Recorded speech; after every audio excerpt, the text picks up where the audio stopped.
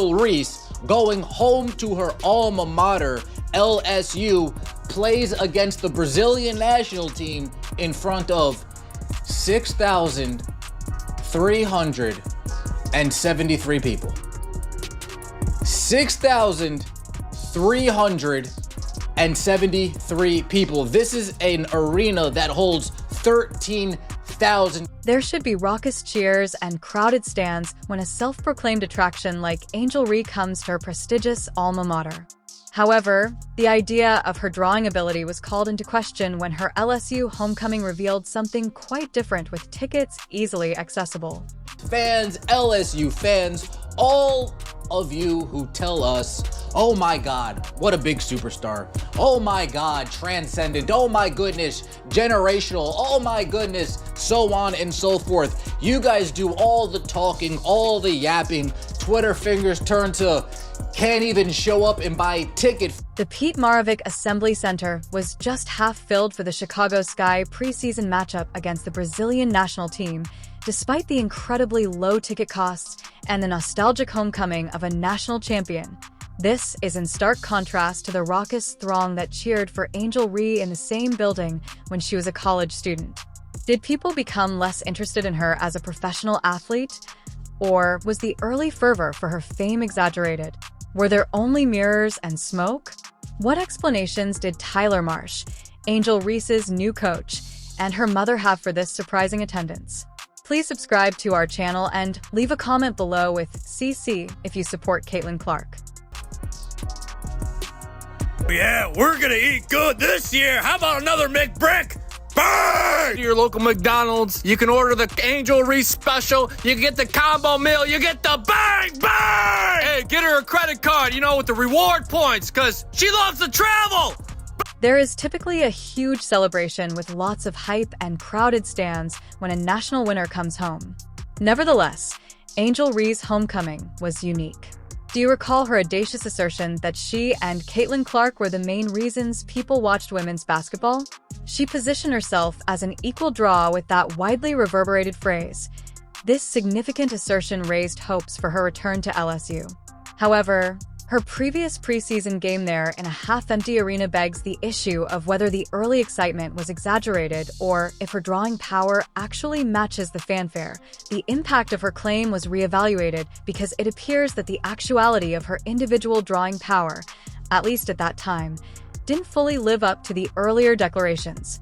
Reese is now quoted as saying, "I'll look back in 20 years and be like, yeah, the reason why we're watching women's basketball is not just because of one person." She refuses to say Caitlin Clark's name. "It's because of me too, and I want you to realize." Angel Reese's alma mater will host the Chicago Sky's preseason matchup with the Brazilian national team. A homecoming that seemed ideal. Getting people to show up should have been easy. A national champion going back to her illustrious beginnings. However, hopes for such a joyous return were not met by the actual attendance at her alma mater for the preseason game. A lot of Angel Reese fans are not basketball fans, and they are proving it. They proved it last night without a shadow of a doubt. That was one of the most embarrassing things I've ever seen. Surprisingly, resale websites offered seats for as little as $11, which is less than the average price of movie tickets. Thousands of seats were still unoccupied in spite of this affordable price. Given the affordability for fans, this further explains the poor attendance. Not even halfway fill that place up last night. So the narrative about people are watching for Me Too, people are showing up for Me Too, that narrative is, don't let anybody try to blow smoke up.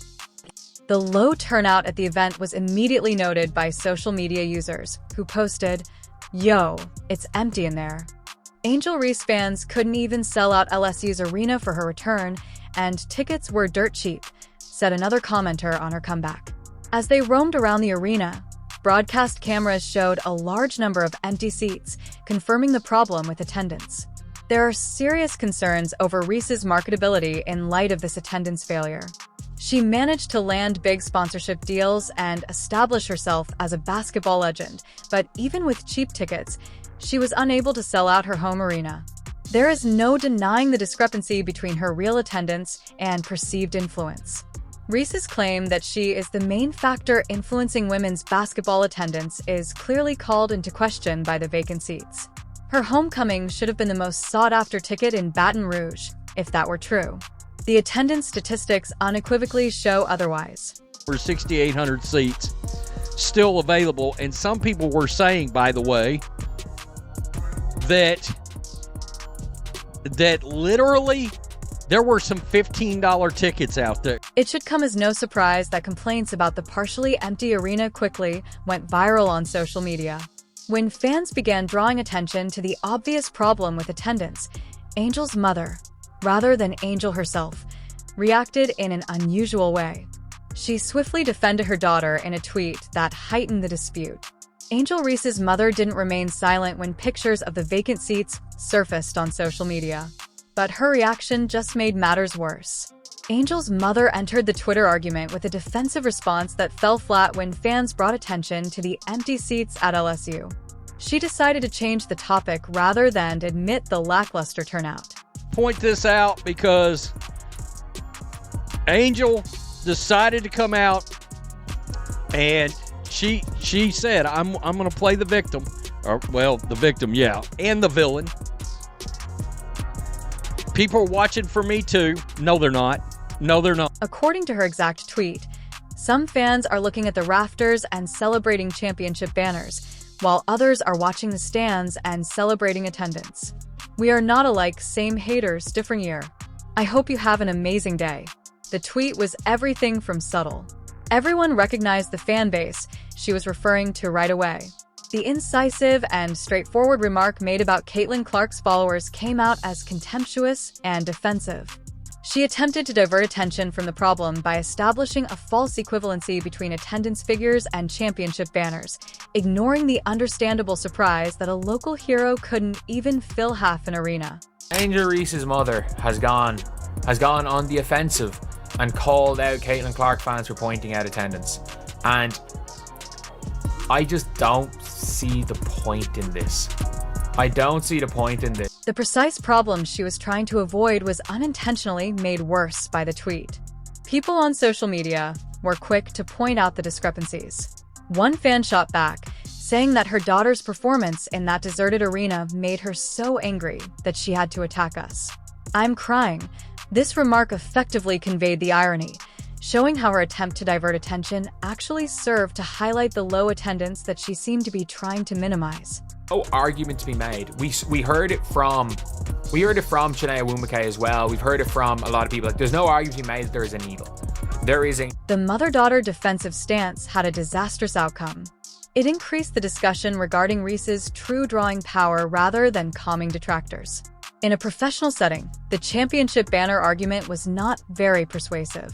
Not all college accomplishments convert into WNBA star power. Furthermore, the attempt to shift the topic simply served to emphasize how perception and reality differ. When attendance is low, you've already lost the argument if you have to remind people of past success. The greater problem at hand was perfectly encapsulated in the Twitter defense. The empty seats belied all the buzz about being a big attraction in women's basketball. Additionally, those empty seats in the grandstand could not be filled by any amount of deflection to championship banners. Literally got a parent of a player in the WNBA flexing winning a college ring, while instead of, because people are calling out attendance. These people are calling out attendance, and the only reason people are calling out attendance is because Angel said the whole people watching for me. As Ree begins her second WNBA season, she faces another obstacle at the same time as her attendance setback. Her path to success may become much more complicated as her playing role in Chicago is set to shift significantly. Angel Reese is having trouble filling seats, and her new coach has a scheme that could make it even more difficult for her to succeed. Is it a coincidence? In addition to altering the team's approach, Chicago Sky head coach Tyler Marsh is radically rethinking Angel Reese's position on the court. The athlete who established herself as a formidable force beneath the hoop is being forced to step outside of her comfort zone. By moving Rhea away from the paint and toward the perimeter, Marsh hopes to turn her into a stretch four player. This dramatic tactical change could potentially affect Reese's established strengths while also attempting to expand her offensive approach. People have not shown up to watch her play basketball, and that is a fact. Like, people do not really show up to watch Angel Reese play basketball. And I do think that there's not that there's a reason for it, but I do think that can be that's something that you can mention when the people are watching for Me Too statement has come out. This is not a little change. Her entire game has changed fundamentally. Re-established herself as a rebounding machine who could routinely record double-doubles during her collegiate career and her first WNBA season. She gained known for her aggressive play near the basket, making us all giggle in our seats while grabbing rebounds, missing shots, and getting rebounds again. Her early success was marked by this approach, which won her admirers. You go to college, what you did in high school doesn't matter. The second you set foot in the pros, what you did in college does not. However, that might soon come to an end. Rhea will be making more off-ball cuts and taking mid-range jumpers as part of Marsh's new strategy. The issue is that, at best, her shooting efficiency is dubious. Rhea had the worst percentage among players with substantial minutes in the entire WNBA last season, shooting a pitiful 39.1% from within 5 feet of the rim. This presents a serious issue. How will she perform from a greater distance if she had trouble getting to the basket? Rhea and the team are taking a significant risk with this tactical change. In contrast, Reese's shooting woes drew criticism. She finished 30th in two-point percentage at 40%. God. 29th in three-point percentage, 18.8, and her effective field goal percentage was a league low 39.5%. That's crazy as hell. And I don't want to hear nothing about a big. We're going to take a look at something. Even from the free throw line, often a reliable scoring source for bigs, she landed 27th. Considering most of Reese's shots come from close to the rim. Camila Cardoso's rise in prominence within the Sky Assault plan coincides with this strategic change. Cardoso's far greater shooting percent close to the rim supports the coaching staff's obvious decision to put her first in the paint. The message appears to be clear. They have essentially replaced Rhea as their main interior danger by placing their bet on Cardoso. Reese's game will be significantly impacted by this tactical change. Her ability to grab offensive rebounds, which are essential to her efficiency, is being directly reduced by putting her further from the hoop.